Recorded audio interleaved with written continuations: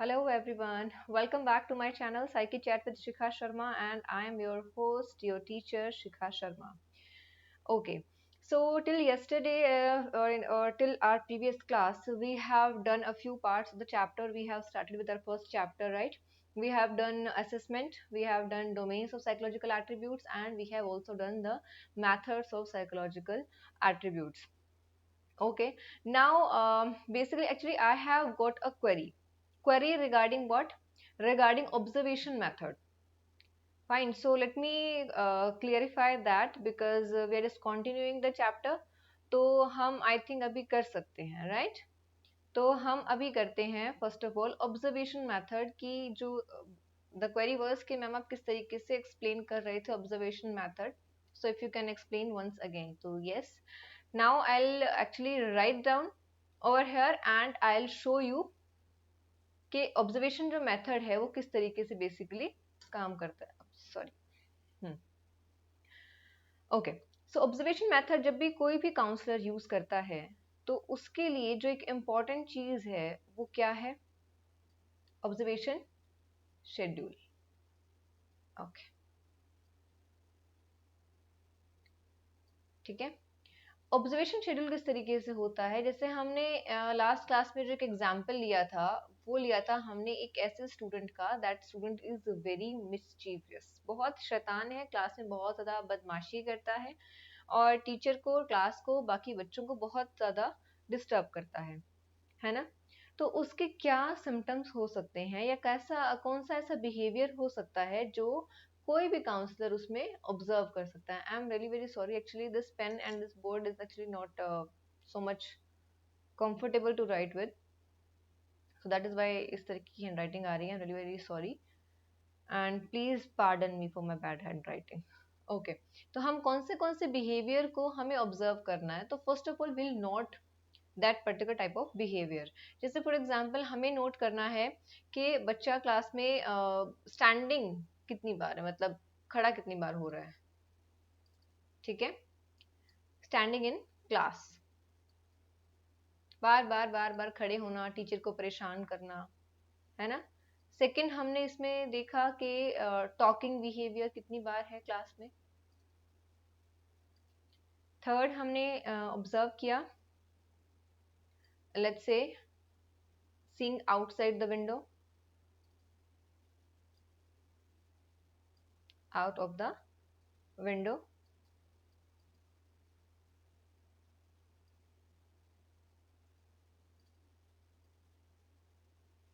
Four, what can be four?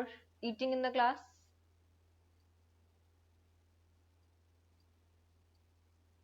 ठीक है.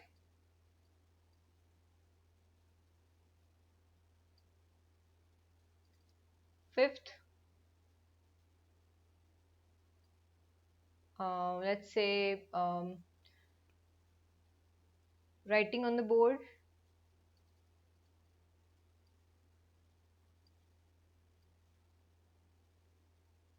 Fine. Sixth, what the sixth one can be? Reading or learning in the class, maybe studying in the class. ठीक है. तो हम एक simple सा word लिख देते हैं यहाँ पे, रीडिंग. तो हमने 6 तरीके के बिहेवियर्स को ऑब्जर्व करना है कि बच्चे का बिहेवियर कितनी बार है. स्टैंडिंग इन द क्लास में भी एक पर्टिकुलर 35 मिनट की क्लास में, 40 मिनट्स की क्लास में कितनी देर के लिए ये जो पर्टिकुलर बिहेवियर है कितनी बार बच्चे ने शो किया. ठीक है. जैसे स्टैंडिंग इन द क्लास में be 7 times, talking maybe 10 times, seeing outside the window maybe 7 times, eating in the class maybe 3 times, writing on board बीच बीच में आके क्लास में बोर्ड पे कुछ लिखना if the teacher is calling the student no near towards her or him. तो वहां पे क्या होता है, बच्चे पीछे खड़े खड़े होते हैं ना, बदमाशी करते रहते हैं. तो वो जो बिहेवियर है वो 2 बार उसने दिखाया. And reading once.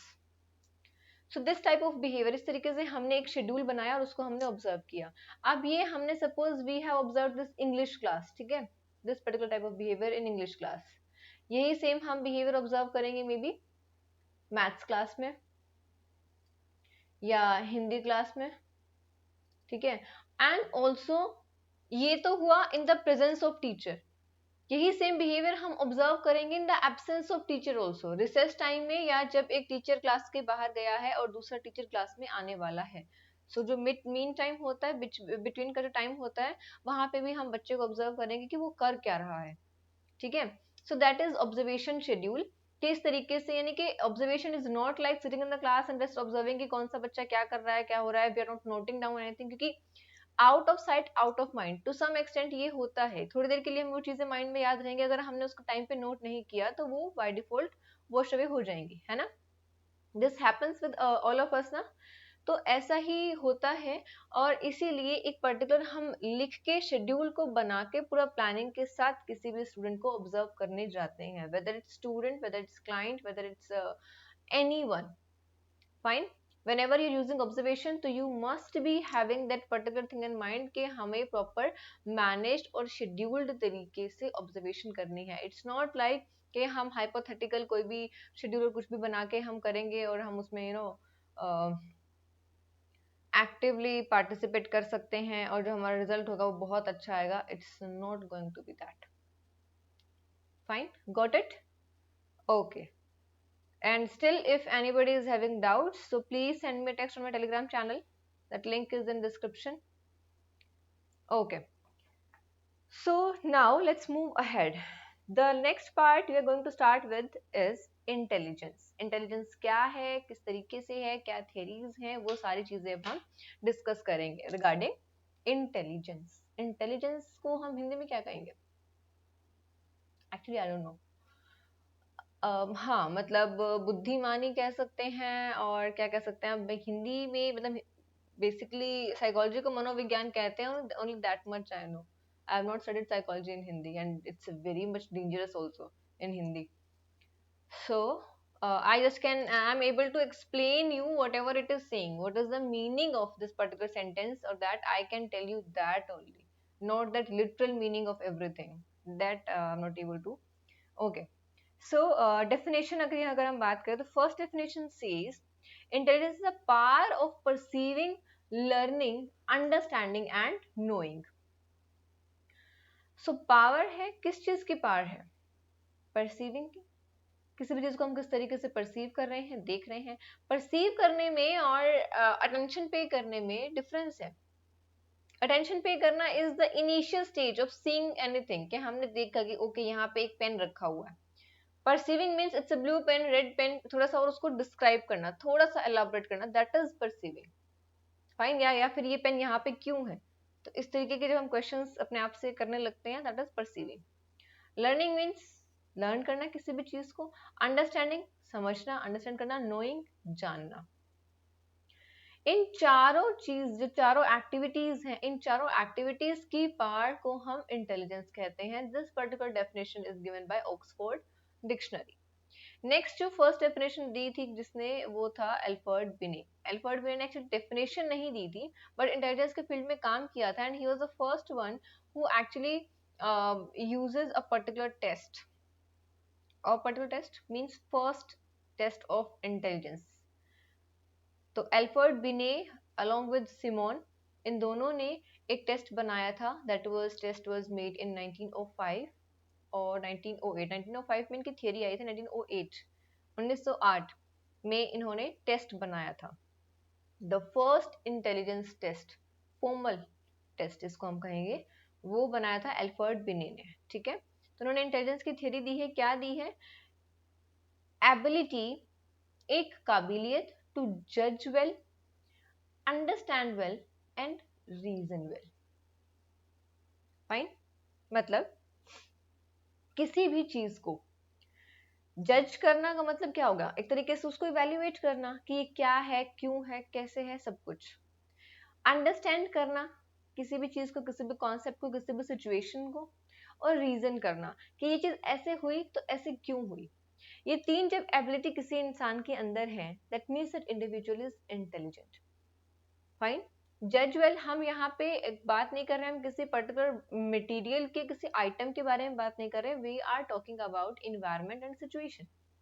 लाइफ के सिचुएशंस, लाइफ के इन्वायरमेंट को के साथ कौन कितना अच्छे से डील कर सकता है, that is what is called intelligence. Fine, next definition is given by Webster. Wechsler ने जो definition दी है, that is very much interesting also and very much used also. तो global and aggregate capacity of an individual, इसका क्या मतलब हुआ? एक capacity जो एग्रीगेट है, एग्रीगेट का मतलब क्या है कि हमारी काबिलियत और भी बहुत सारी है. I can put maybe मैं I can pick up 20 kgs of weight और 50 kgs ऑफ वेट, तो वो भी एक मेरी कैपेसिटी है, वो भी मेरी एक एबिलिटी है. आई कैन वर्क अंडर सन, मैं धूप में काम कर सकती हूँ कि नहीं कर सकती, that is also my capacity. Fine. तो एक एग्रीगेट कैपेसिटी पूरी बॉडी की, हमारी फिजिकली एंड साइकोलॉजिकली के दोनों तरीके से हम बात करें तो इंडिविजुअल की वो कैपेसिटी, वो एबिलिटी एक एग्रीगेट है, जिनकी जितनी भी एबिलिटीज हैं उन सब का एग्रीगेट. अब एग्रीगेट का मतलब क्या है कि उसका एवरेज. फाइन.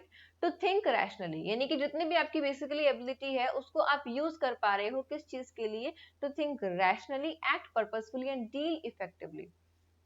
थिंक रैशनली मतलब क्या सही है क्या गलत है, अपने आप को एक ऑब्जेक्टिवली जब हम सिचुएशन को देख पा रहे हैं, that is called rational. Act purposefully, purposefully means हम कुछ भी काम कर रहे हैं, कोई भी एक्शन कर रहे हैं, उसका एक पर्पस है. If I am picking up a pen also, तो भी वो मैं किसी पर्पस से पिक कर रही हूँ, या तो मुझे यहाँ से उठा के वहां रखना है, या मैं उसको यूज करने वाले I am going to write something, और I just have to put the pen from here to there.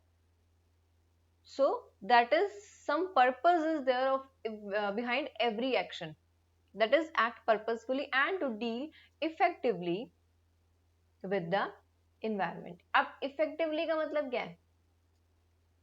environment के साथ deal तो सब करते हैं, but effective dealing क्या होती है कि जब आप environment से best चीज निकाल पा रहे हो, best utilization कर पा रहे हो. जैसे हम एक और वर्ड यूज करते हैं ना इंग्लिश में, एफिशिएंट. एफिशिएंट का मतलब क्या होता है? Fully utilization. राइट. अगर आपके पास 1 लीटर पेट्रोल है तो आप 1 लीटर पेट्रोल को मैक्सिमम यूटिलाइज किस तरीके से कर सकते हैं, दैट इज एफिशिएंट.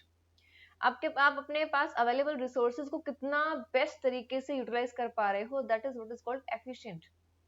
आपके पास एक रोटी आपका पेट भरेगा कि नहीं भरेगा, कि आप उसको किस तरीके से यूज करोगे, तो that is what is called efficient. So in the same way effectively, कि आप अपने इन्वायरमेंट को फुल्ली यूटिलाइजेशन किस तरीके से कर सकते हैं, दैट इज इफेक्टिवली. फाइन. तो कोई भी इंसान जब एक अच्छे से सोच पा रहा है, सही गलत की पहचान कर पा रहा है, और एक पर्पस है उसकी लाइफ में, उसके काम में, और अपने इन्वायरमेंट के साथ इफेक्टिवली डील कर पा रहा है, that particular individual is intelligent. That is defined by Wechsler. Okay. Now let's move ahead. Theories of intelligence. Theories of intelligence को जब हम पढ़ते हैं तो we use to use two major approaches, psychometric approach and information processing approach. इन दोनों में क्या डिफरेंस है, ये इसके बारे में हम बात करते हैं. ये बहुत कंफ्यूजिंग है और ये बहुत जो क्वेश्चन है वो बहुत बार एग्जाम में पूछा गया है. फाइन. ऑब्जेक्टिव टाइप में भी, और जो हमारे सब्जेक्टिव टाइप क्वेश्चंस आते हैं 2 मार्क्स 3 मार्क वाले क्वेश्चंस, उसमें भी कई बार पूछा गया है ये क्वेश्चन सीबीएसई में. तो साइकोमेट्रिक अप्रोच और इंफॉर्मेशन प्रोसेसिंग अप्रोच दोनों क्या है और दोनों में क्या डिफरेंस है, लेट्स अंडरस्टैंड दिस. साइकोमेट्रिक जो अप्रोच है ये बोलती है कि इंसान की जो एक एबिलिटी है वो क्या है, एग्रीगेट ऑफ एबिलिटीज. इंटेलिजेंस क्या है कि जो एबिलिटीज है, different different type of abilities, उन सबको एग्रीगेट कर दो. ठीक है. तो उससे क्या हो जाएगा, हमारे पास एक सिंगल इंडेक्स आ जाएगा हमारी एबिलिटीज का. तो वही हमारी क्या होगी, इंटेलिजेंस. यानी कि ये क्या कहते हैं कि इंटेलिजेंस कुछ नहीं है, सिर्फ एक पर्टिकुलर फैक्टर है, और जो भी चीजें उसको एक में ले आओ, एक फैक्टर में ले आओ. That is called psychometric approach. Got it. It considers intelligence as an aggregate of abilities, कि उसका एग्रीगेट निकाल दो, एवरेज निकाल दो, जितनी भी उसकी एबिलिटीज है किसी भी इंडिविजुअल की. It expresses the individuals performance in terms of single index of cognitive abilities. ये चीजें आप समझ जाएंगे जब हम इसकी थ्योरीज करेंगे, थोड़ा सा और आपको आपको क्लियर हो जाएगा. तो इसके अलावा जो सेकेंड अप्रोच है उसको मैं डिफाइन करती हूँ अभी. इंफॉर्मेशन प्रोसेसिंग अप्रोच वो क्या कहती है इंफॉर्मेशन को प्रोसेस करना। नाउ सी हम इंफॉर्मेशन को प्रोसेस कैसे कर रहे हैं। Let's take an example. हमें कोई भी काम करना है, सपोज आपको एक पर्टिकुलर चैप्टर है उसको लर्न करना है और आपका टेस्ट होने वाला है, राइट? अब आपको पता है कि एक दिन में आप वो चैप्टर लर्न नहीं कर सकते, लेकिन आपने जो टीचर है वो काफी दिन से बोल रही है, जब से उन्होंने चैप्टर शुरू किया, it took to the teacher to complete the chapter, it took 15 days, और 15 दिन से वो टीचर बोल रही है कि जैसे ही चैप्टर खत्म होगा I am going to take your test, right? लेकिन हमने उसको सीरियसली नहीं लिया, जो कि हम अक्सर करते हैं। तो वहां पे क्या चीज होती है कि क्या मतलब एक काइंड ऑफ प्रॉब्लम वाली सिचुएशन क्रिएट हो गई है कि अब एक दिन के अंदर इस चैप्टर को कंप्लीट कैसे किया जाए, प्रॉब्लम आ गई है। Now how we are going to process that, आप इस प्रॉब्लम को सॉल्व कैसे करने वाले हो। बाकी सारे होमवर्क हम साइड में रख देंगे, हम सिर्फ एक ही जो जिस सब्जेक्ट का टेस्ट है, सपोज इंग्लिश का अगर टेस्ट है तो मैंने इंग्लिश ही उठा के पढ़नी है आज, आज मैं कुछ और नहीं पढ़ूंगा। First approach. सेकेंड अप्रोच, तो जितना होता है उतना मैं कर लेता हूँ, बाकी नहीं आएगा तो कोई बात नहीं, मैम को बोल देंगे कि समझ नहीं आया। थर्ड, कल मैं स्कूल ही नहीं जाता, छुट्टी मार लेते, पेट दर्द, सर दर्द, या फिर स्कूल जाएंगे और उस पर्टिकुलर लेक्चर के टाइम पे क्लास से बाहर हो जाएंगे। This happens and students do these things, right? What else can be the other option? Fees fees submit करने के लिए जाना है, मैम मैं जाऊं, या प्रिंसिपल सर ने बुलाया है, मैम ने बुलाया है, ऐसे वैसे मतलब बहुत सारे एग्जांपल्स। मैंने एक्चुअली पार्टिसिपेट किया है जो स्कूल में फंक्शन होने वाला है, तो I have to go to practice, right? बहुत सारे हम अपने माइंड में बहाने और बहुत सारी चीजें हम बैकअप दोनों ढूंढ लेते हैं, होता है ऐसा। तो that is what is called information processing approach. कैसे? ये जो अप्रोच है ये बताती है कि आप किसी भी प्रॉब्लम को, किसी भी सिचुएशन को पास कैसे कर रहे हो, उसको सॉल्व कैसे कर रहे हो, यानी कि एक इंटेलिजेंट पर्सन एक्ट कैसे कर रहा है, काम कैसे कर रहा है। ये एक प्रोसेस जो है, ये अप्रोच जो है, ये उस चीज के ऊपर फोकस करती है। अगर मैं आपको कहूं कि इट्स अ पेन, इस पेन के क्या क्या यूजेस हो सकते हैं, सो देयर आर स्टूडेंट्स जो कहेंगे कि इस पेन को क्या यूज कर सकते हैं, बस लिख ही सकते हैं, इससे और क्या यूज होगा। But there are some other students also जो अपने माइंड को फुल्ली यूटिलाइज करेंगे और कुछ क्रिएटिव सा आंसर देंगे। इस पेन को मैं ऐसे फेंक के उस सामने वाले इंसान को बुला सकते हैं, सकता हूँ या सकती हूँ कि भाई हाँ मतलब इशारे से बुलाना है। इस पेन के साथ हम गेम खेल सकते हैं, क्लास में खेलते होते हैं ना क्रिकेट, छोटे से पेपर की बॉल बना के ऐसे बेंचेस पे, that also I can do. What else I can do, इस पेन के साथ मैं एक कॉपी में बुक मार्क की तरह इसको यूज कर सकता हूँ। बेसिकली इस पेन के बहुत सारे यूजेस हो सकते हैं जो हम कभी सोचते नहीं हैं। So that is the point कि एक इंटेलिजेंट पर्सन किस तरीके से एक सिचुएशन को या एक प्रॉब्लम को सॉल्व कैसे करते हैं। फाइन, सो इसको हम रीड करने की कोशिश करते हैं, अभी रीड करते हैं। इट डिस्क्राइब्स द प्रोसेस,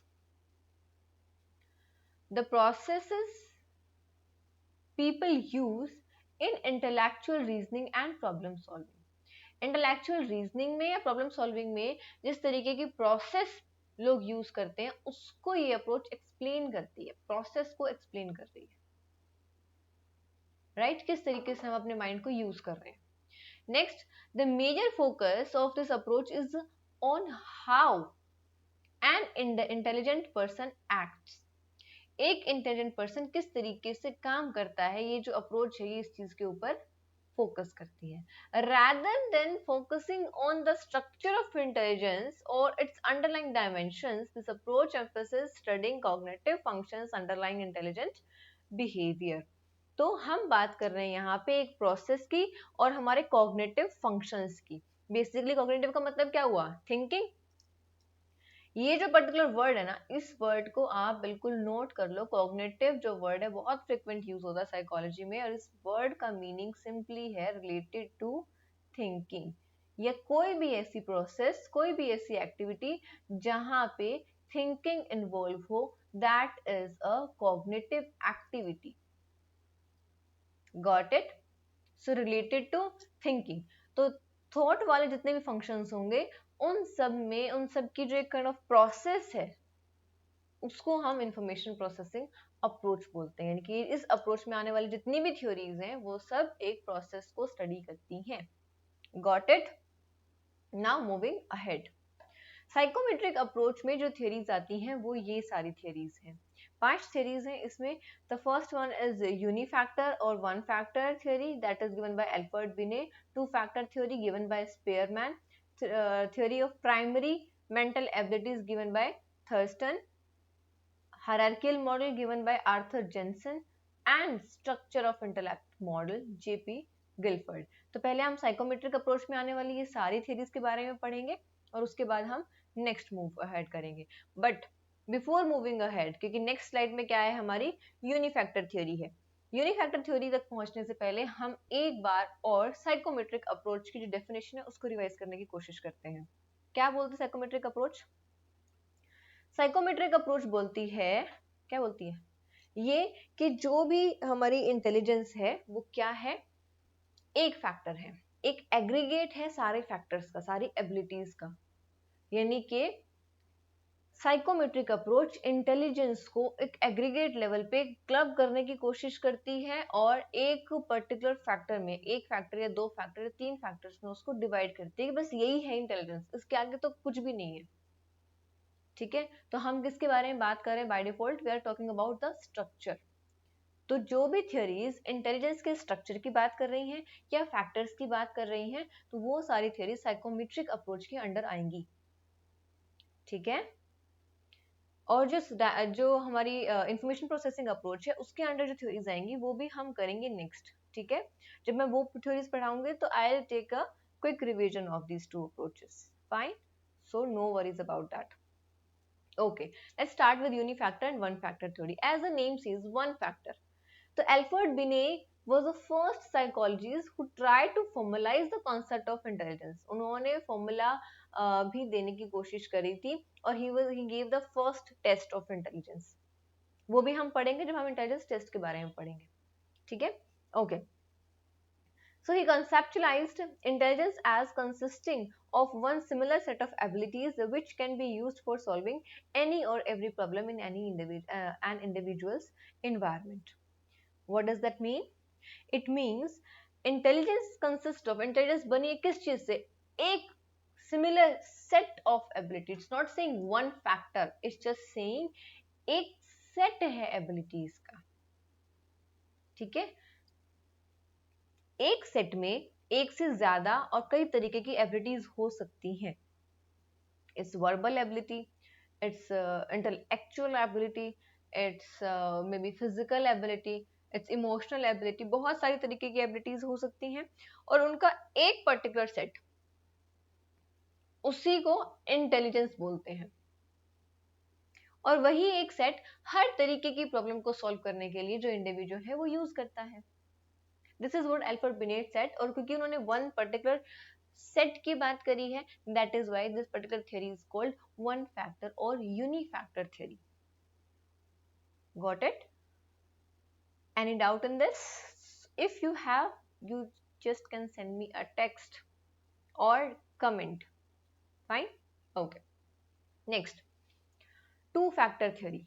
हाँ, इन सब जितने भी साइकोलॉजिस्ट हैं, थ्योरीज हैं, इन सब के नाम आपको याद होने चाहिए, उसमें कोई कोताही नहीं। सन नहीं याद होता है, ईयर नहीं याद होता, that is completely fine, but you have to remember and recognise the names of the theorist.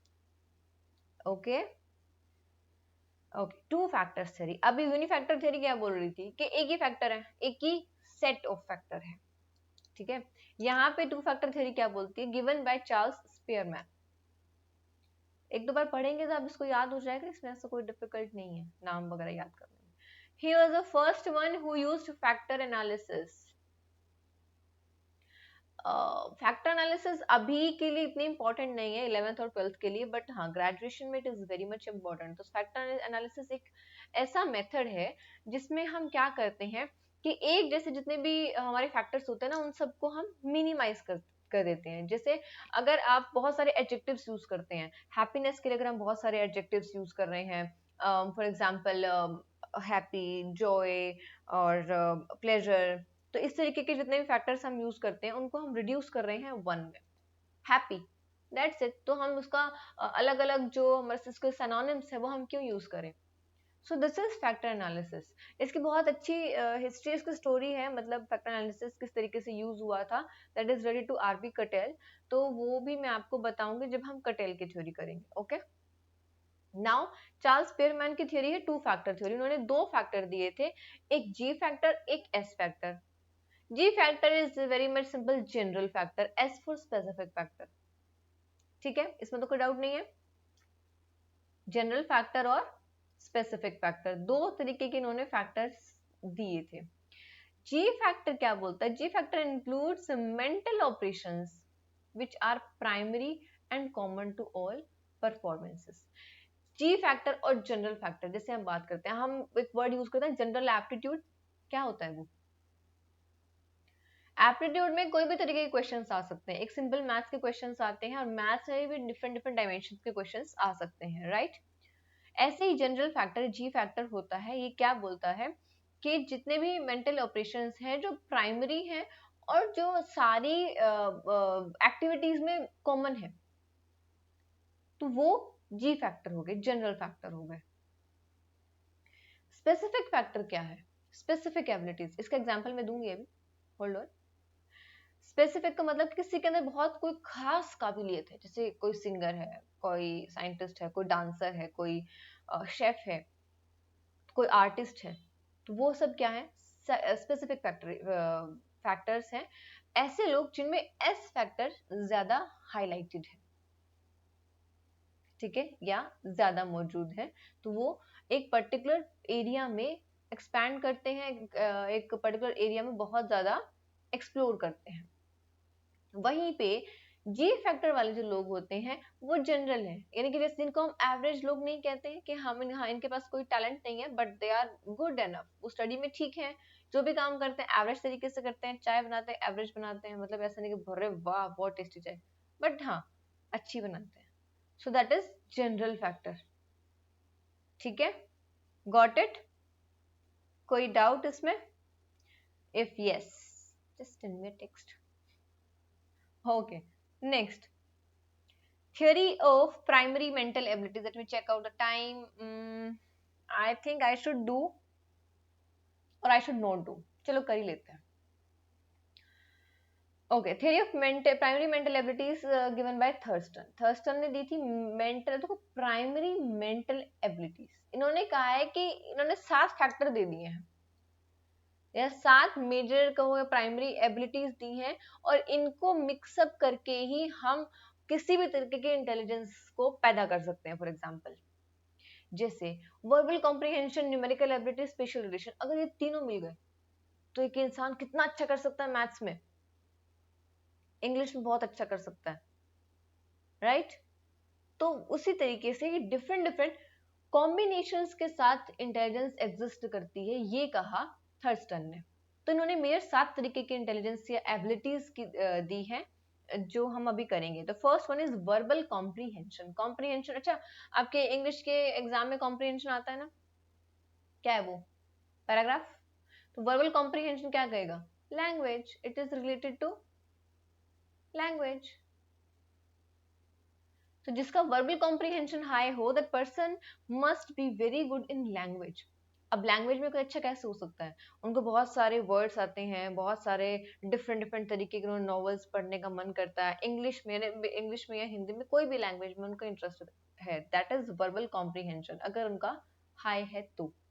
ठीक है, अगर न्यूमेरिकल एबिलिटीज हाई है तो उसका क्या मतलब है? न्यूमेरिकल का मतलब क्या होगा? न्यूमेरिकल का मतलब है सिंपल जो हम मैथ्स करते हैं, basic maths, addition, subtraction, multiplication और डिवीजन, या फिर क्यूब रूट और स्क्वायर निकालना, क्यूब्स निकालना, वो सारे जो सिंपल मैथ्स की जो बेसिक एबिलिटीज हैं वो बहुत अच्छी हैं। ठीक है, क्योंकि मैथ्स के भी डिफरेंट डिफरेंट टाइप्स होते हैं ना, मतलब पार्ट्स होते हैं ना। एक ऐसा है ज्योमेट्री जिसमें हम थ्योरीज ही पढ़ते हैं, ट्रिग्नोमेट्री है, ट्रिग्नोमेट्री में अच्छा, अलजेब्रा में ये बहुत अच्छे होंगे। तो इस तरीके के कुछ पार्ट्स मैथ्स के ऐसे होंगे बहुत अच्छे होंगे, कुछ पार्ट ऐसे होंगे जिनमें को थोड़ा स्ट्रगल करना होगा। सो न्यूमेरिकल एबिलिटीज जिसपे हम सिंपल बेसिक न्यूमेरिकल और नंबर्स की बात करते हैं, सिंपल बेसिक जो मल्टीप्लिकेशन सब्ट्रैक्शन वगैरह वाले क्वेश्चंस होते हैं उनको हम सॉल्व कर सकते हैं। स्पेशल रिलेशंस, ये जो पर्टिकुलर वर्ड है special, this is not special मतलब खास, दिस इज स्पेशल मतलब रिलेटेड टू स्पेस। ठीक है, इसका अगर बहुत बेसिक सा मैं एग्जांपल दूं तो क्या हो सकता है?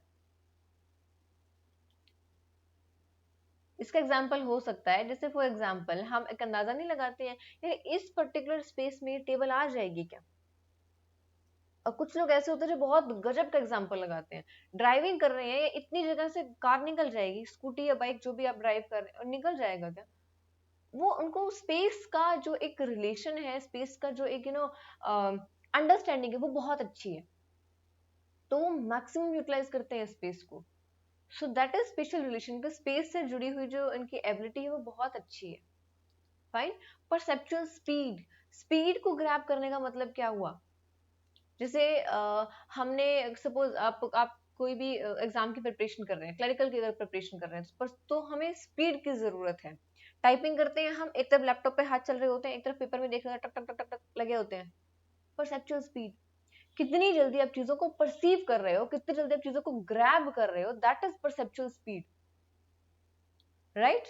परसेप्शन क्या होता है? हमने एक चीज पे देखा, हमने उसको ऑब्जर्व किया और कुछ इंटरप्रिटेशन बना ली, तो कितनी वो क्विक है वो चीज, आप कितना क्विकली कितना फास्टली आप कर सकते हो परसीव चीजों को, that is perceptual speed. Verbal fluency से क्या मतलब है? वर्बल फ्लुएंसी इज जब हम बात कर रहे हैं वर्ड्स की और एक वर्ड्स की फ्रीक्वेंसी की। फाइन, वर्ड्स की यहाँ पे बात हो रही है और आप बहुत नए नए बहुत अच्छे अच्छे वर्ड्स, भारी भरकम वर्ड्स हम यूज करते हैं। करण जौहर का कभी इंटरव्यू देखा है? करण जौहर जब भी इंटरव्यू करता है तो उसके जो वर्ड्स होते हैं, मतलब जो इंग्लिश दैट पर्सन यूजेस, वो बहुत अच्छे वर्ड्स यूज करता है, so is very good in English. So verbal fluency, so it's not about English, it's also about Hindi और उर्दू और पंजाबी और any language. Fine, so comfortable with words. Memory, memory मतलब चीजों को लर्न करना। तो कुछ बच्चे ऐसे होते हैं, कुछ स्टूडेंट्स ऐसे होते हैं जो एक बार एक चीज को बार पढ़ेंगे उनको माइंड में से स्टोर हो जाती है कि वो तो याद है, हाँ वो डेफिनेशन ऐसे था या जो भी था। लेकिन कुछ बच्चे ऐसे होते हैं मेरे जैसे जिनको कई बार पढ़ना पड़ता है एक चीज को समझने के लिए, तो इट्स कम्प्लीटली फाइन, मतलब it's not like we use to recall और मेमोराइज एवरीथिंग। कुछ लोग रट्टाफिकेशन में बड़े अच्छे होते हैं, उनको समझ आए ना आए, जैसे थ्री इडियट्स में था ना वो क्या नाम था उसका, साइलेंसर। हाँ, वो उसका रियल नेम मुझे याद नहीं है, करेक्टर का नाम क्या था मुझे याद नहीं है, बट साइलेंसर मुझे याद है।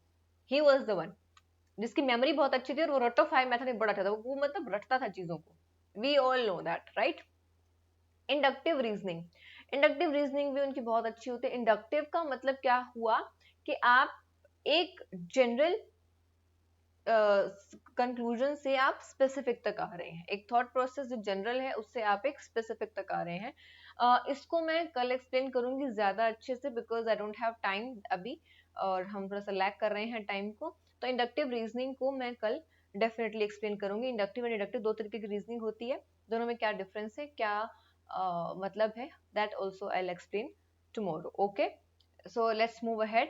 Next slide says questions. Yes, you have to answer these two questions. Answer का मतलब है नहीं कि आप पूरा पूरा क्वेश्चन अटेम्प्ट करेंगे और वो मेरे पास फोटोग्राफ क्लिक कर करके भेजेंगे, ऐसा नहीं करना है। आपको क्या करना है, दो क्वेश्चंस यहाँ पे लिखे हुए हैं, difference between psychometric approach and information processing approach 4 marks, and what do you mean by assessment and explain different methods of assessment in psychology 6 marks. ये दोनों क्वेश्चंस को आपको बताना है कि आप इन दोनों क्वेश्चंस को किस तरीके से अटेम्प्ट करेंगे अगर ये बोर्ड में आ जाता है। तो आपको सिर्फ एक रफ आइडिया मुझे देना है कि पॉइंटर पॉइंटर एक्सप्लेन करने हैं, तो आप बताएंगे साइकोमेट्रिक अप्रोच इस तरीके से लिखेंगे, इंफॉर्मेशन प्रोसेसिंग अप्रोच हम इस तरीके से लिखेंगे। ठीक है, तो थोड़ा सा आपको जनरल डिफाइन करना है। और ये आंसर आपको कहाँ देने हैं, आपके पास दो ऑप्शन है, या तो आप कमेंट्स में आंसर देंगे या इस टेलीग्राम चैनल पे आंसर देंगे, that is psyche chat with Shikha. ठीक है। टेलीग्राम चैनल, इसका लिंक आपके डिस्क्रिप्शन में गिवन है। आप आइए, ज्वाइन करिए और अपने आंसर्स को, अपने सजेशंस को मुझे बताइए। Tomorrow I will be explaining what can be the right format of answering. लेकिन हाँ, याद रखना है कि आपको इन क्वेश्चंस के आंसर, फर्स्ट क्वेश्चन का आंसर आपको देना है एज पर 4 मार्क्स। अगर ये क्वेश्चन 4 मार्क्स में आता है तो आप कैसे एक्सप्लेन करेंगे, और अगर सेम क्वेश्चन, जो नेक्स्ट क्वेश्चन है वो 6 मार्क्स में आता है तो क्या एक्सप्लेन करेंगे, और अगर यही क्वेश्चन 4 मार्क्स में आएगा तब आप क्या करेंगे, कौन सी इन्फॉर्मेशन को कम करेंगे, कौन सी इन्फॉर्मेशन को ज्यादा करेंगे, that also you have to tell. Fine. Till the time, if you are liking the video, so please like, share and subscribe the channel. And yes, if you have any doubt anywhere, just send me a text on Telegram. I will be able to help you out only if I know what are your doubts, right? So thank you so much for today. See you soon with next video. Thank you. Bye bye.